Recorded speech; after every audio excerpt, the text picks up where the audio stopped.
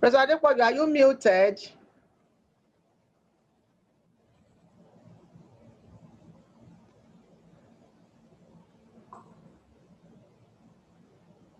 Please unmute. Oh, okay.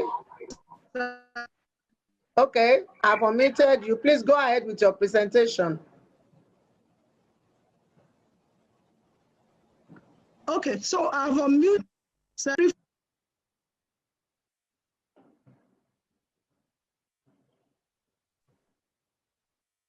Hello? Yes, you are still breaking. Oh. Please go ahead. Let's hope it becomes better. Let's try it for your next few slides. Yeah. All right.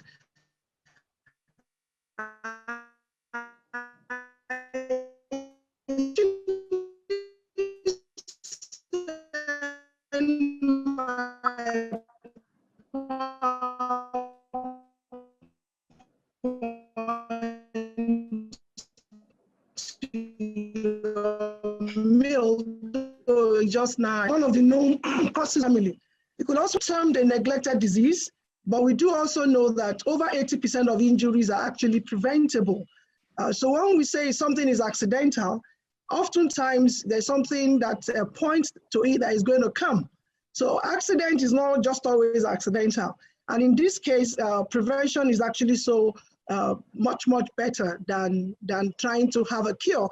That is not to say we have not appreciated the beautiful lecture presented by the first presenter, Dr. Balale Balogun. Thank you so much for that beautiful presentation. So the ocular adnesia involves the eyeball and any of this part of the eyeball, either the cornea, the lens, the iris, the pupil are involved. And the adnesia, I prefer this term because it actually involves the orbit, the eyebrow, the eyelids, the conjunctiva, extraocular muscle, the lacrimal system, and then the optic nerve. So some people have tried to use the term ophthalmic trauma to just encompass trauma or injury to the eyeball and then to the adnesia. Early in my work as an ophthalmologist, we had one professor many years back, a 56-year-old male who was involved in a road traffic accident.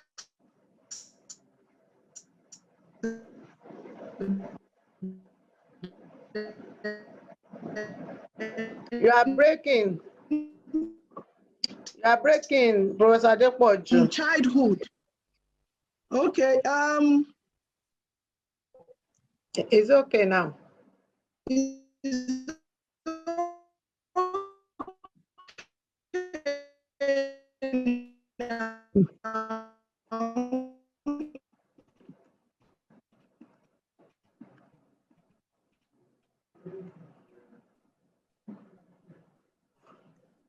So, and then vision was NPL and had an hand motion vision on the right eye. As you see in here, because after evisceration and artificial eye later, we saw that the right eye actually had trauma while it was a 10 or 9-year-old, and the lens got reabsorbed by itself and left the eye affected. And we're pleasantly surprised that with a plus 6 or so, he had a 6/12 vision. That ended well, but that is not usually the pattern. Another case that from the beginning pointed some of us our attention to community involvement was a Fulani man who had injury to one eye and ruptured his globe and had evisceration. And he was counseled on how to take care of the second eye. He went home and to return for artificial eye insertion, only to present 3 weeks after that with another cow horn injury to the only seeing eye.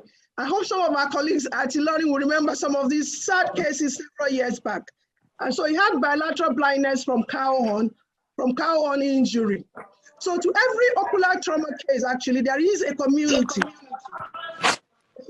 of people involved, a community of people who are supposed to do something to ensure that we do not keep having cases like this case picture I'm showing here that had a ruptured globe following a gunshot injury to one eye. So ocular trauma, we know, is a major cause of monocular blindness, but visual impairment and it's usually in one eye, but then occasionally we have bilateral incidences. On the global scene, more than 55 million people are said to be affected annually, with 1.2 million blind in both eyes. But people who have blind eye from trauma is about 19 million globally. And many nations do not have data, adequate data, Nigeria inclusive. Australia in particular seems to have so much data to present to the world, and they have an incidence of 11.9 to 25.5% per 100,000 persons per year who have ocular injury. That was their own incidence that they reported. In Nigeria, the National Prevention of Blindness gave us the data of 1.1% of blindness resulting from trauma. And then trauma was the underlying cause in about 11% in those cases who have cornea scarring. The national figure that we have. Apart from the national figure, we also have different pockets of studies at institutional or state level telling us what is it like in Nigeria. But definitely we do need a national figure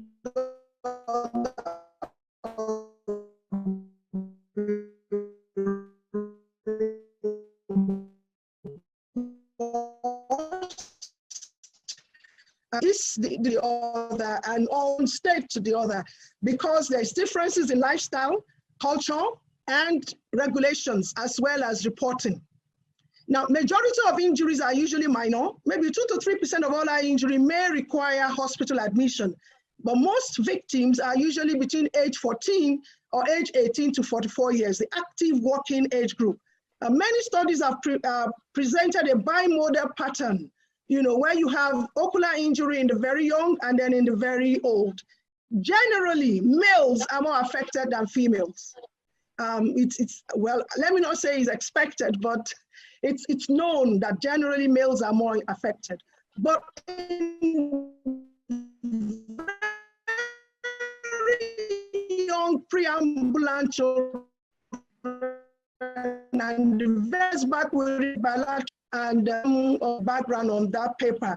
And we tried looking at the various possible causes of why someone suddenly can lose vision in both eyes. As the first speaker said, ocular injury, particularly from assault, road traffic accident, gunshot injury, and the like. And there was a case of snake bite, which is not a common cause of injury, but we had a case, bilateral eye injury from snake bite venom, and then the cornhorn injury that was presented earlier on. So there are different determinants of ocular injury. Now, the first on the list is home accident or child play, particularly unsupervised child play.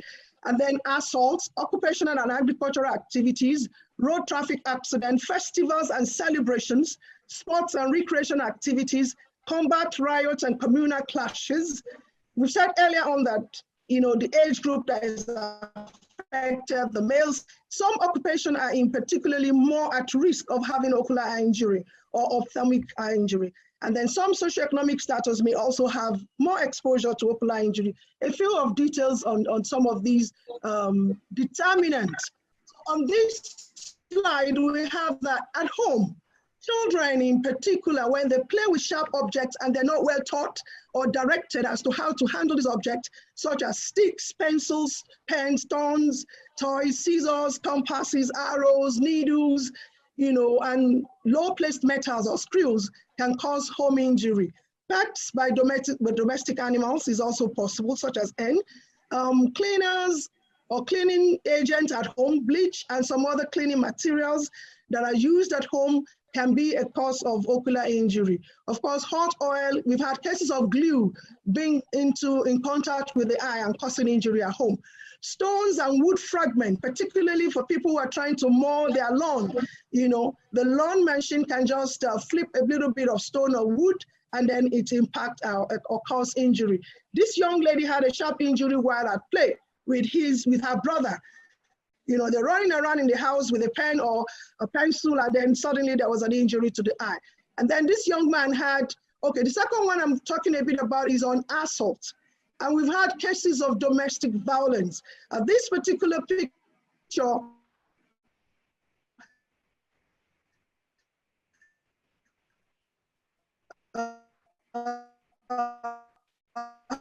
hope is actually beat one arrow. The corneal laceration or perilimbar laceration was actually from around 3 to 9 and then extending up to 6 mm into the sclera.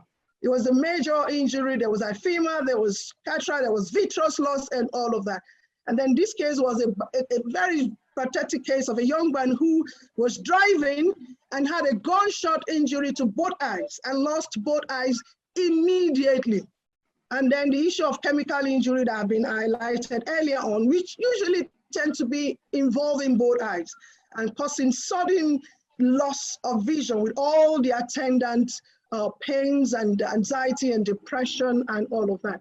Now, occupational and agricultural activities, in this area, we are particularly more affected. Farm injury, where people are cultivating the land or plucking fruits with knife or a long stick, or when children are throwing stones to plug the fruits can cause injuries. And then welders in our environment are particularly prone to having injuries. People who handle chemicals, industrial workers in carbonated factories, you know, people who work in, let me not mention particular name, but any carbonated drinks. There have been instances why under pressure, the cover can just, flip open and then cause severe injury to the eye. A few years back, we had some cases of this in a lorry, and we had to go a bit further to interface with the company and then discuss with them on how they could go ahead to see that there's a reduction in the rate of such injuries to their staff. Injuries from industrial machines, more in industrial nations, but also we have a lot of industrial organizations or companies, and injuries can occur. Now, road traffic accident is another major cause, a determinant of ocular injury. Okada motorbike riders, particularly when they're not wearing their helmet, or even if they are, and because they are always exposed, can always have ocular injury. Festival and celebrations. Many communities have masquerade sessions or periods where you have some community celebrations, and fireworks sometimes are at play here, or the masquerade may be beating each other or beating the people with sticks, and there have been cases of ocular injury resulting from that. Now, the popular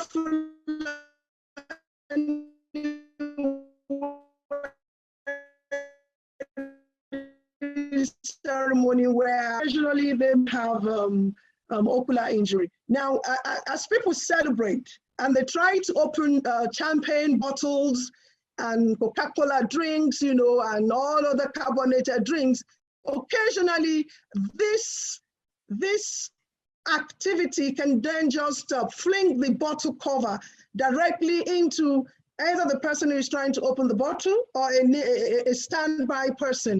And then there can be injury resulting from that. Sports and recreational activities.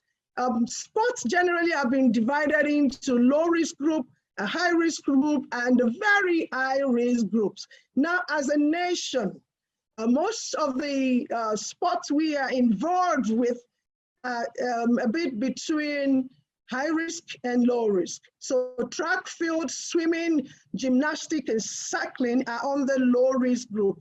But the high risk involves sports that have balls or bats or rackets, or there is body contact. So baseball, hockey, football. We play a lot of football in this nation too. Maybe that's as well as UK, but baseball in particular, that ball is so high, and at the speed it travels can actually cause so much destructions to the eyeball. Tennis, golf, and water polo, all of these are put under high-risk sports. Now, the very high risk, boxing, wrestling, and other contact martial arts. These are sports that typically protectors are not worn. They are not under regulation to wear any protective device. So this group of sports are classified as very high risk. And we have a couple of people who have sustained injury and had blindness resulting from that. Now, 30% of ocular injuries are among children younger than 16 years of age are actually sport related in the United States. In Nigeria, we really don't have that kind of national data to tell us specifically what are the things causing ocular injury amongst us and at what settings, and then that should have actually enabled us to put a robust preventive or promotional activities that will reduce the risk or eliminate it. Combats and riots and communal clashes. I think as a nation, we have had enough and a high portion or part of ocular injury as well as other body injuries from communal clashes. So the Boko Haram is still here. We don't have data. This NSAS, how many people actually sustained ocular injury? It's not likely that we have some people who sustain ocular injury. Herdsmen, you know, with cutlass and all other materials that sometimes are used to inflict injury occurs during combat or during riot and during communal clashes. So nations that have wars, you know, have a high incidence of such injury resulting, or when there are mines, when mines explodes as people go in between. So under epidemiology, I've tried to look at the magnitude, the distribution, and then the determinant. But the major bulk of this talk is going to be on the deterrent. What should we do? What should we be found doing as ophthalmologists to see that we reduce the prevalence of ocular injury or ophthalmic injury, and then to also ensure that in cases where the injury, of the eyeball or the life of the person that have been involved. So this is a multidisciplinary approach. It's not something someone else, a single person can do. And there has to be multidimensional approach. And that's why I try to go into details. I'm sure I cannot exhaust all the possible things that can cause eye injury. If every one of us here sitting or listening is to share one experience, we will find several cases of things that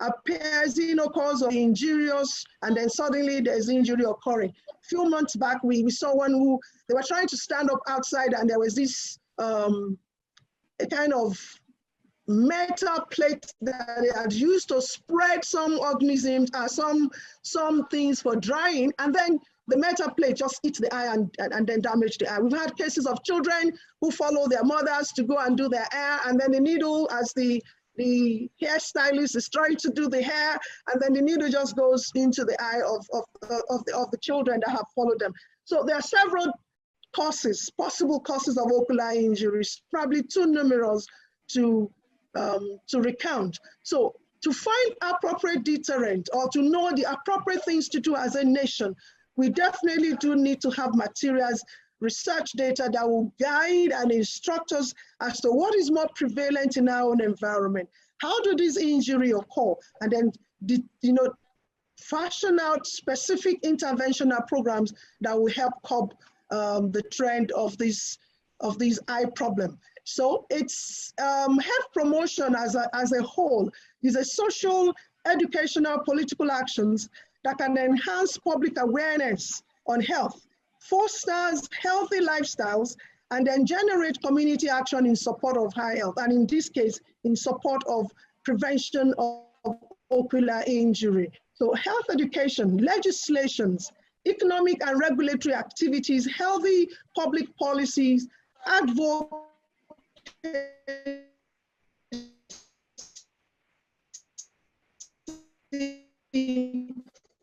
that I would just like to mention, no segment of the health promotion activities that cannot be applicable to ophthalmic injury. So health education, preventive health services, community-based work, advocacy, public policies, healthy public policies, organizational development, environmental issues or environmental alterations or measures, and then economic and regulatory activities. We may not be able to go over all of these possible health promotion activities, so I'm just going to pick some of the ones in red. And of course, the more we can readily relate will be the first one, which is health education programs, you know. But before then, there is this hierarchical of control in this figure that I've adapted, and it's called the hierarchy of control. is actually an established approach to reduction in all kinds of hazards, not limited to ocular injury. And we'll see that at the upper part of this V control is the elimination.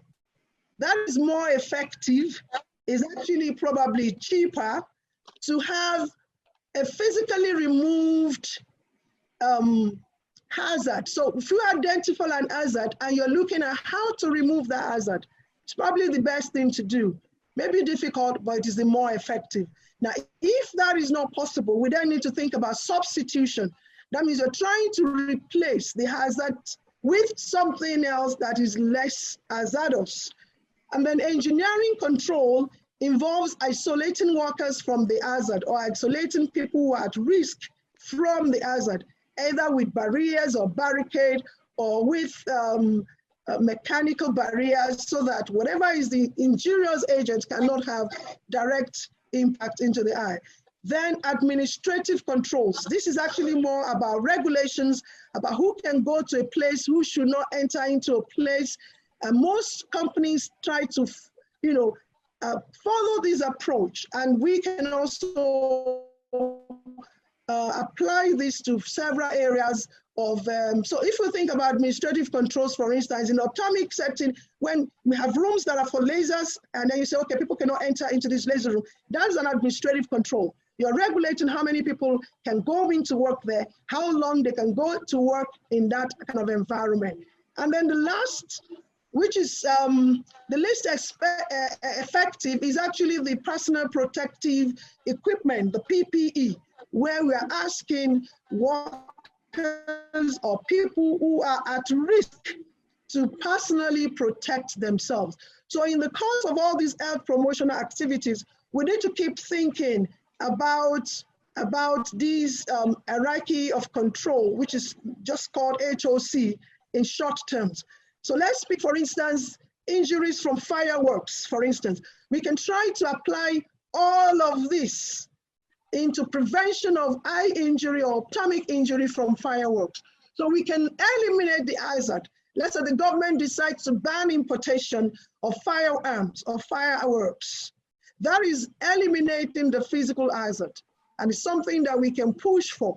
If we, as a nation, think that there are enough cases of eye injury resulting from firework, for instance, we may not have too much of that issue compared to some other nations where every celebration is about, high volume and high volatile fireworks that are played everywhere. Now, the next thing is substitution. And some countries have tried to do that, where you'll find highly destructive fireworks being eliminated from the market or replaced by regulations to allow only fireworks that are not as harmful to take its place. So that's a kind of a substitution. In engineering control, you can then have people who have provided barriers so that wherever these fireworks are going to be thrown, there are physical barriers, and then people are separated way off from that position so that the risk of injury to the eye is controlled. So going through down the line with this HOC, we can almost apply it to almost any cause of or any determinant of ocular injury. On the health education, we need to create awareness regarding eye injury among the general populace. This awareness needs to be created where there are no cases of ocular injury. I'm sure many of us do know that once there's an incident, whatever we're saying at that time, oftentimes is not registering, is not really having much impact upon the audience. So we need to have, a kind of well laid out health education materials and information, whether it's form of print or electronic media or non-electronic media, to educate the people about agents that are known to cause ocular injury and what everyone should be found doing to prevent such injuries. So we could have films or books on ocular injury being done. I remember a few years back, I did this book on Stop the Madness, and it was about stopping blindness from ocular injury and from glaucoma, which I just thought to my mind, that was blindness. These are things that are largely preventable. And so when we're still having so many people having blindness or morbidity from that injury or from that disease, then it's kind of, so that book was circulated and was made into a film, just trying to educate people on most of these things that we have highlighted that can possibly cause ocular injuries. We could have posters, we could grant interviews, we could have children in preschool age being educated at the appropriate places. We could include in the curriculum of most of the children's schools, health education about eye injury and how they should affect or how they should prevent injury from occurring. A particular one which is often recurring is when teachers beat children at school. I'm sure almost every one of us will have had one or two incidences like that, where a child sustained injury because that child has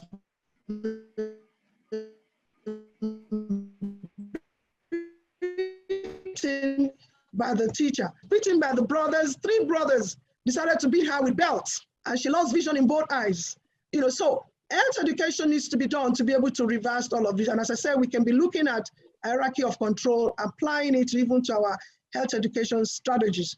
We need to educate the mothers in particular at home, because these are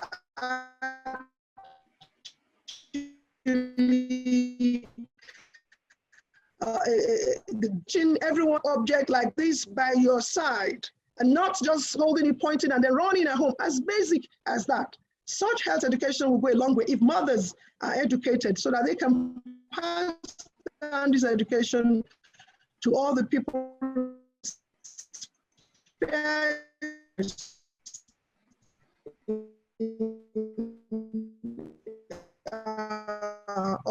so we also have injury at specific,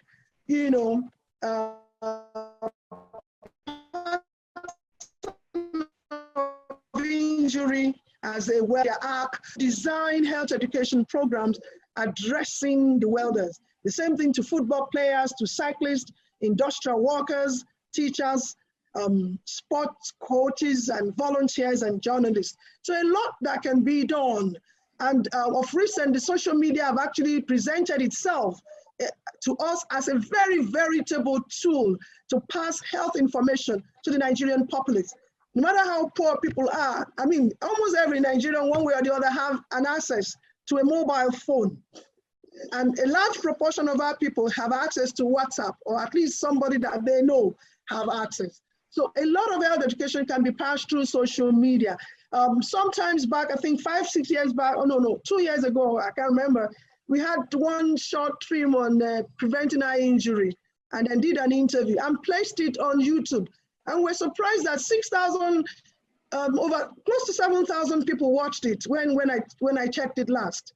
Just teaching people on how injuries occur and what everybody should be doing to prevent injuries. So WhatsApp, Facebook, YouTube, these are all veritable tools at our disposals. Or even just recording some of these health lectures that we give all of this time one-on-one, and then make sure that it gets to several people, thousands of people at regular interval without taking too much of our time as ophthalmologists. And these times are really very limited time that we have, if you ask me. So we can have campaigns. Advocacy it's not the same as health education, but as ophthalmologists, we have so many kind of advocacy that we can be involved with. We can build our campaigns around high-profile events like there's a United Nations Global Road Network Safety Week. We can key into that. I think October was one where even AAO picked October, I think, 1st as a day to work towards prevention of eye injuries that we can latch on to provide advocacy and to provide, several activities to focus attention of everybody on ocular eye injury and what we should be doing to prevent or at least reduce the prevalence of ocular eye injury. Elimination Day of Violence Against Women International, of remembrance for road traffic victims. There are different days of the year that we can latch on as ophthalmologists to provide campaigns and advocacy activities, so that our populace can actually focus on ocular injury and how to prevent it. We can involve prominent public figures, both at the local and national level, to have media campaigns. And we can advocate at the national level. Good enough seat belts have been enforced in a way, and a lot of people have worked hard to see that it becomes like a part of our normal life. We need data to actually be able to look at the impact of seatbelt use and how that has helped in the reduction of visual loss or ocular injury when there are road traffic accidents. Speed limit is still something as ophthalmology we must wake up to be advocating at the national level for. Because when road traffic accidents occur, if there is a speed limit that is being observed, it's well known globally that the impact of that injury is likely to be less. We also need to enforce policies that will prevent blindness from injuries. For instance, on our roads, we see several vehicles who are carrying long pipes, and there are nothing attached to the end of it to warn, coming behind passengers or vehicular owners or pedestrians. And these are areas where ophthalmologists, we can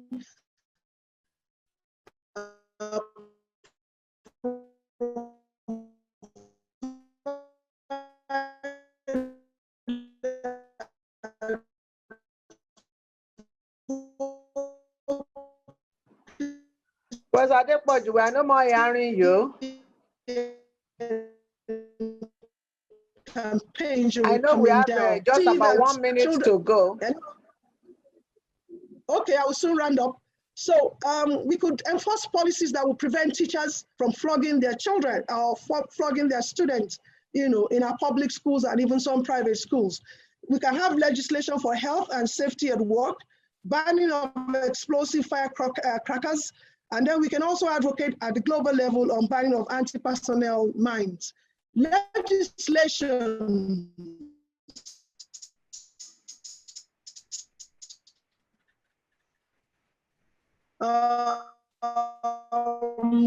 minimum standard need to be potentious to people, and they are not so labeled and they are not so regulated as to have their packaged in. You can also have legislation banning import of fireworks or sales of acids, easy access to acid and other chemicals that people have. Now, organizational development, because of my time, I'm just going to look at some nations have national group on ocular trauma, and that has been useful for knowledge transfer, treatment, and management. I think as OSN, we also need to go in that direction. There's an Asian Pacific Ophthalmology Trauma Society. There's an American Society of Ocular Trauma. There's a Canadian Ophthalmology Trauma Society. And then there's the International Society on Ocular Trauma. We need to partner and collaborate with all of these society. And we also need to have our own Indigenous Ophthalmology Society of Nigeria and Ocular Trauma Society. My time, I said a few things about fireworks, so I'm just not going to go over all of this, but there are specific guidelines as to how people can prevent ocular injury from fireworks. And then specific safety measures in sport, very, very important. And there have been several standard organizations who have written down clearly specific criteria that needs to be met.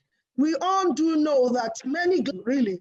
So we need goggles, face shield, and safety glasses that are designed and meeting standard protection standards that can be worn by workers and sports people and all of that. During festivity, what do? We need to teach people not to shake their champagne bottles, and why if they shake it, what happens, and how they should open the bottles and direct it somewhere else. These are some things we need to do about. Earlier on, I've talked about providing data, large data nationally, because we need this to be able to form a formidable and a very useful policies and guidelines and what we should be doing to ensure that the cases of ocular injury comes. So eye injuries, we said, are leading causes of vision loss, usually one eye, but often can affect both eyes in some cases, and usually affect in working age group, and males are often the ones more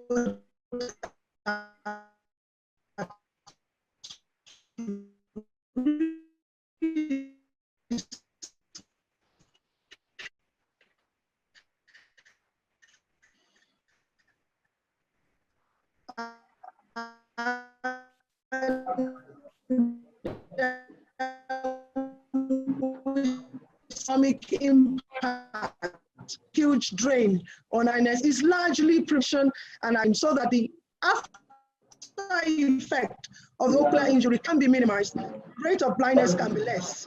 So recommendations, a focal group or subspecialty on ocular trauma should be established. We need to have ocular injury registry. There are some nations that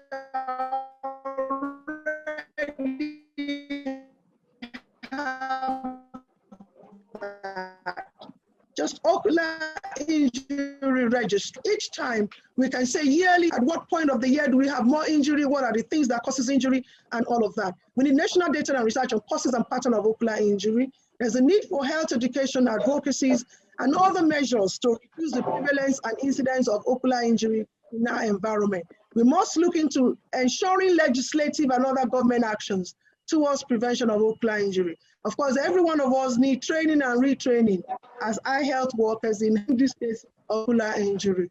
Thank you very much for your attention.